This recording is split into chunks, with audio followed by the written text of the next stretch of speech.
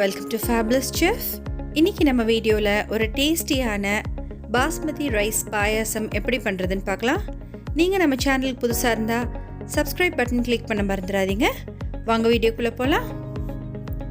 First தேவையான பொருட்கள் பார்த்துக்கலாம். நான் இன்றைக்கி 1 கப் அளவு பாஸ்மதி ரைஸ் எடுத்திருக்கேன். அதை நல்லா கழுவி ஆற வச்சு இந்த மாதிரி வச்சுக்கோங்க.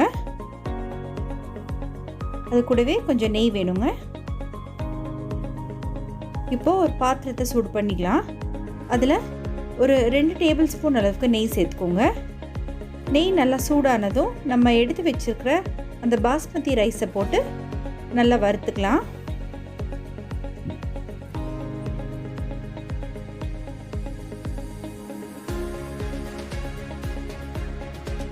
அந்த பாஸ்மதி அரிசி நல்லா ஒரு பொன்னிறமாக வர வரைக்கும் நல்லா நெய்யில் வறுத்துக்கலாங்க.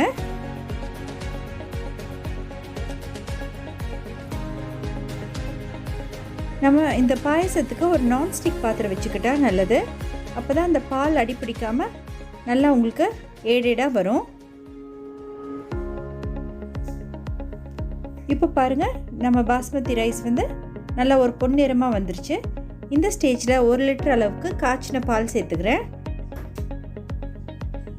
1 கப் அரிசி எடுத்திருக்கேன், அதுக்கு 4 கப் அளவு பால் சேர்த்துருக்கேன். இந்த பால்லையே அந்த அரிசி நல்லா வேகணும். அப்பப்போ மெதுவாக இந்த மாதிரி கிளறி விட்டுக்கோங்க. அந்த அரிசி நல்லா வேகிற வரைக்கும் நம்ம சர்க்கரை சேர்க்கக்கூடாது. இப்போ பாருங்கள், நம்ம அரிசி நல்லா வெந்திருக்கு. இந்த ஸ்டேஜில் ஒரு 1/4 டீஸ்பூன் அளவுக்கு உப்புத்தூள் சேர்த்துக்கலாம். எந்த ஸ்வீட் பண்ணாலும் அதில் கொஞ்சம் உப்பு சேர்த்துக்கிட்டா தான் அந்த இனிப்பு தன்மை நல்லா தெரியுங்க. இப்போது 1 கப் அளவு சர்க்கரை எடுத்து அந்த ரைஸ் கூட சேர்த்துக்கலாங்க. எப்போவுமே சர்க்கரை அரிசி நல்லா வெந்ததுக்கப்புறமா சேர்த்துக்கோங்க.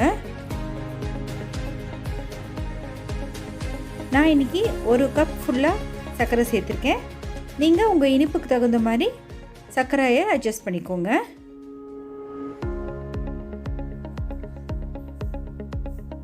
சர்க்கரையெல்லாம் நல்லா கரையிற வரைக்கும் நல்லா கிண்டி விட்டுக்கலாம். இப்போது 1 டீஸ்பூன் அளவுக்கு ஏலக்காய் தூள் சேர்த்துருக்கேன்.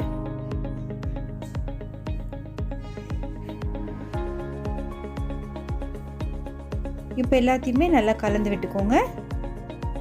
சர்க்கரை நல்லா கரையிற வரைக்கும் நல்லா கலந்து விட்டுக்கலாம்.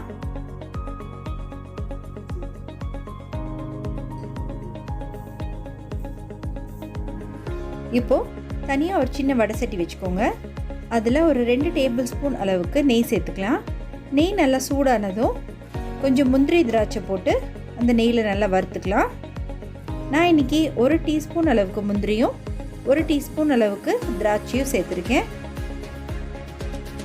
அந்த முந்திரி திராட்சையெல்லாம் நல்லா செவந்து வர வரைக்கும் நெய்யில் நல்லா வணக்கிக்கோங்க.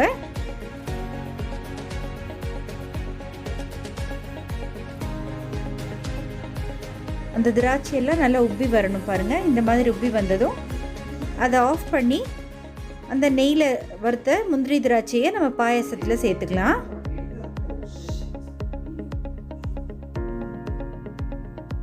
இப்போ எல்லாத்தையுமே நல்லா கலந்து விட்டுக்கோங்க. பாருங்கள், நம்ம பாயசம் நல்லா திக்காக வந்திருக்கு. சர்க்கரை எல்லாம் கரெக்டாக இருக்கான்னு செக் பண்ணிவிட்டு ஃப்ளேம் ஆஃப் பண்ணிடலாங்க. அவ்வளோதான் ஃப்ரெண்ட்ஸ், நம்மளோட சூப்பரான பாஸ்மதி ரைஸ் பாயாசம் ரெடி ஆயிடுச்சு. கண்டிப்பாக ட்ரை பண்ணி பாருங்கள். இது ஒரு வித்தியாசமான ரெசிபி, ரொம்ப டேஸ்ட்டாகவும் இருக்கும். ட்ரை பண்ணி பார்த்துட்டு உங்கள் ஃபேமிலி அண்ட் ஃப்ரெண்ட்ஸ் கூட என்ஜாய் பண்ணுங்கள். லைக் பண்ணுங்கள், கமெண்ட் பண்ணுங்கள். ஃபேபுலஸ் செஃப்க்கு சப்ஸ்கிரைப் பண்ணுங்கள்.